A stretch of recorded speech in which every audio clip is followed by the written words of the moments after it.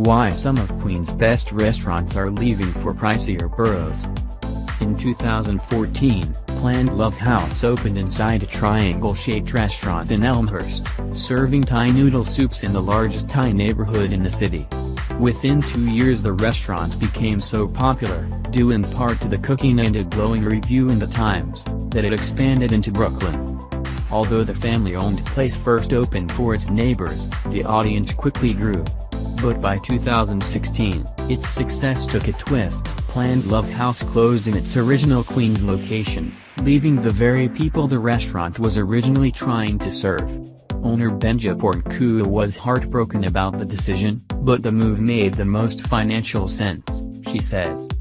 In Queens, customers are more price-sensitive, she tells Eater, saying that in their Brooklyn restaurants, they could charge around $1 or $2 more on some dishes. It wasn't a major price change, she says, but it helped their bottom line. We were not trying to make a profit, we were trying to survive, Chua says. Planned Love House, now in Prospect Heights at 622 Washington Avenue and in Ditmas Park at 752 Coney Island Avenue, is just one of several restaurants that have left the borough after receiving citywide acclaim. Restaurants move or close for many reasons, not all of them economic, but for many business owners in Queens, they've been pushed elsewhere due to finances, often finding it's cheaper to leave what many would think of as a more affordable borough. There's an expectation in Queens, known as the Cheap Eats Borough, for food costs to stay cheap, restaurant owners say, and combined with increasingly challenging rents, running a restaurant in Queens isn't as low cost as many people assume. Late last year, Uncle Ju, a beloved noodle shop in Elmhurst, suddenly closed. The building's owner said Chef Steve Ju plans to open in Manhattan, although he could not be reached for comment. The borough's first Michelin-starred restaurant, Danny Brown Kitchen, decamped to the Upper East Side in 2016 after lease issues with the owner in Forest Hills. Vietnamese hit Bunker moved from its small Ridgewood restaurant to a large space in neighboring Bushwick. And the street food phenom Ray Palady has struggled to stay in Queens after the family owners were forced out of their brick-and-mortar store when it was bought by a developer. I have a territorialism towards Queens, and I hate to see anyone go, says Rob McKay, the Director of Marketing, Public Relations, and Tourism for the Queens Economic Development Corporation. But they're in the business to make money, and they can't be loyal to the borough if it's going to make them poor. Commercial rents in Queens are hard to track, and data on increases aren't easy to come by, McKay says. Scott Plasky, vice president at real estate investment company Marcus & Millichap and a specialist in retail and commercial rents, says some building owners in some Queens neighborhoods have inflated ideas of what rents are based on a gentrifying community. You have these restaurants that ultimately can't pay the rents that some of the landlords want, and they're moving on, he says. Rent is going up, taxes going up, minimum wage going up, and you can't increase the cost of your food. You're up against a wall. Many business owners say that as a result, rents in Queens aren't any cheaper than similar spaces in Brooklyn and Manhattan. Chua says that the rent on their hole-in-the-wall in Elmhurst cost more than some spaces they viewed in Manhattan, though she declined to name the price. The Prospect Heights location of Planned Love House costs about the same as the Elmhurst one, but they're able to charge more in Brooklyn, she says.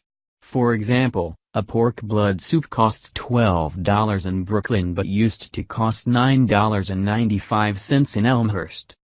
Alejandro Osorio, who opened the Ray Palady restaurant in 2014 a few blocks from where his mom Maria Cano first had a cart on Roosevelt Avenue, also pointed to rent as a major issue when they looked to open a new restaurant in Queens.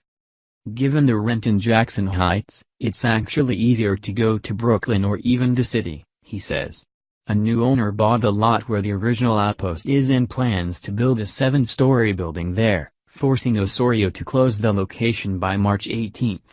Plans to move into a former hair salon, which would prevent him from selling coffee and tea due to a lease clause from a neighboring Starbucks, fell through after a few weeks.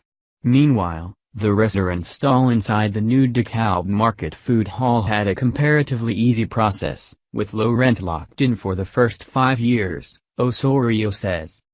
The restaurateur now plans to open inside former City Coffee Shop at 7717 37th Avenue in Jackson Heights and expects to open within a few months after construction. Still, all of the work comes at a price, and they've been pressured to keep food prices down, Osorio says. People think, it's in Queens so it must be cheap, he says. It's not easy. Even more upscale restaurants have been pushed out due to rising rents. Chef Danny Brown, who had the borough's first Michelin-starred restaurant with Danny Brown Kitchen in Forest Hills, was forced out of his original location after a dispute with his landlord, he says. It closed in 2015. We did everything we could to try to stay in Queens, he says, including trying to buy the Metropolitan Avenue building where the restaurant was. To find a space that was larger or as nice as the original location was difficult, he says. Brown moved out of Queens because you can't replicate what you did here and other retail rents in Forest Hills are out of control, he says. He planned to open another restaurant in Long Island City, but that deal fell through, too. After years of trying to nail down a space in the borough, in late 2017 he opened Chark, a charcuterie wine bar on the Upper East Side at 316 East 84th Street, after stumbling upon a for rent sign outside. The rent and location, right near the new 2nd Avenue train stop, ended up meeting his needs in a way he couldn't find in Queens, though he declined to say the exact rent. He's had many old customers cross the river to visit him, but he says others were angry at him for leaving. You built those relationships with people, Brown says. They came over a 10-year period and the last thing you want to do is get up and say I'm leaving. You don't just get up and go to Manhattan, and I hear them. That was a really rough thing to do. For Chua, they were happily surprised to find that people who weren't Thai immigrants were interested in Plant Love House's food, but she was similarly disappointed to leave Queens. It was the place we called home, she says. Some businesses have been able to expand beyond their Queens beginnings while staying in the borough, notably Zen Famous Foods, which opened inside a stall in Flushing Golden Mall more than a decade ago serving spicy noodles. David she didn't really know how his food would be seen by people who are not Chinese, his son Jason Wang, now the company's co-owner, says. But a Times article, Chowhound Obsessives, and a spot on Anthony Bourdain's No Reservations increased their profile so much they started looking at expansion. To get the name out from Flushing, Chinatown, there's a barrier, it's not so simple, he says. Now they have 9 locations all over the city, with plans to grow outside of New York. But these success stories, from a food stall to a veritable chain, could be threatened as rents continue to rise, Mackay fears. Queens has always been an immigrant haven, Mackay says, and that is reflected in the food.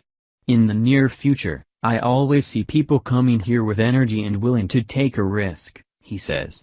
But there are structural issues, specifically rents and regulations. And the fact that the price of doing business is just too high.